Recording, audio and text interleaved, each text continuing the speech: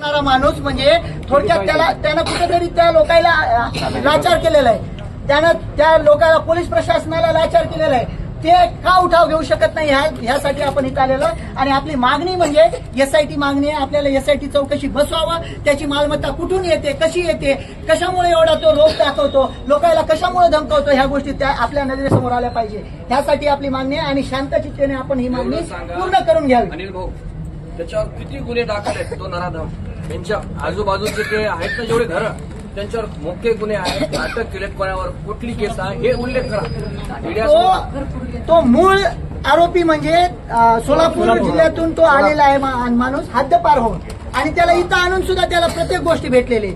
रहिवासी भेटला, त्याला आधार कार्ड भेटला, त्याला मतदान कार्ड, राशन कार्ड सगळीकडे तो ऍड झालेला आहे. मग ह्या कोणत्या बेसवर तुम्ही पण घेतलेल्या ह्या पण चौकशी लावा. कारण विषय काय होते, आपण त्याला जागा दिली आहे म्हणून आपल्या जागेवर येऊन आपल्याला पूर्णपणे धमकावत. आज मी तुम्हाला म्हणतो ते माझ्या स्वतःला सांगितलेलं आहे त्यांना, तुम्ही आम्हाला तिकटाला सुद्धा पुरत नाही.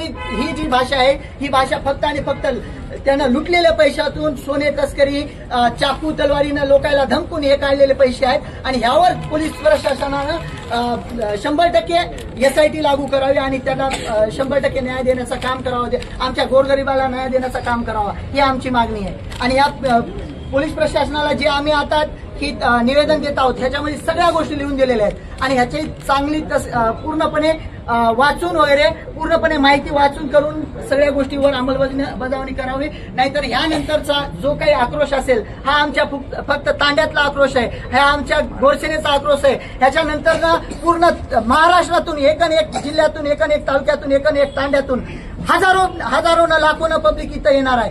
त्याच्या अगोदरच तुम्ही जर हे निर्णय दिला तर आम्ही त्याच्यावर मान्य राहून आम्ही मान्य करून घेऊ आणि शांत चित्तेनं तुमच्या पूर्ण तपासणीला आम्ही अंमलबजावणी आणि पुढे सहकार्य देऊ. तुम्हाला जास्तीत जास्त वेळ घ्यायचा असेल तर 2 ते 3 दिवस घ्या, त्याच्यापेक्षा जास्त आम्ही वेळ देऊ शकत नाही, हे लक्षात घ्या.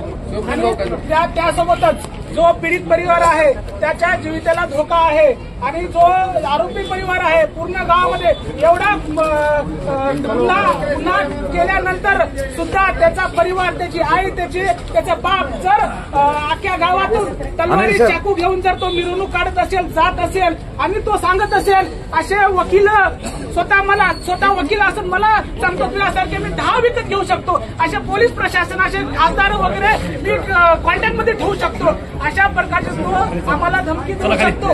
यांना पाठपुरावा कोण करतं त्याची पूर्णपणे कसून चौकशी करून त्याच्या या आरोपीला आणि त्याच्या परिवाराला पूर्णपणे जिल्ह्यातून हद्दपार करण्यात यावं ही नम्र विनंती आहे आमची. बँकेचं अकाउंट फुल आहे म्हणून सांगते तसं त्यांनी. आणि त्यासोबतच जो गुन्हेगार हा 5-6 वर्षाखाली जेव्हा महात्मा गावामध्ये स्थायिक झालेला आहे तेव्हा फक्त त्याने एका ड्रेसवर पुन्हा आला होता पूर्ण गावामध्ये. तर त्या 4-5 वर्षांमध्ये त्याच्याकडे 10 ते 15 कोटीची जी संपत्ती तो जमा करतो, तो संपत्ती कुठून आली? वडील पाहिजे तर संपत्ती नाही आहे त्याच्याकडे, ती संपत्ती कुठून आली? त्याला पाठपुरावा कोण आहे? ह्याच्यामध्ये तो 1-2 घर ज्या प्रकारे संपत्ती जमा करतो, संपत्तीचा पूर्णपणे चौकशी करून जी संपत्ती आहे ती शासनाने आपल्या दरबारी ती जमा करून घ्यावी. जमा केल्यानंतर जी संपत्ती आहे, जो पीडित व्यक्ती आहे, पीडित मुलगी आहे, जो परिवार आहे, ती संपत्ती पूर्णपणे जी संपत्ती असेल अवैधरित्या जमवलेली ती पूर्ण संपत्ती ती पीडित व्यक्तीला गव्हर्नमेंटनी पुनर्वसनासाठी पूर्णपणे मदत म्हणून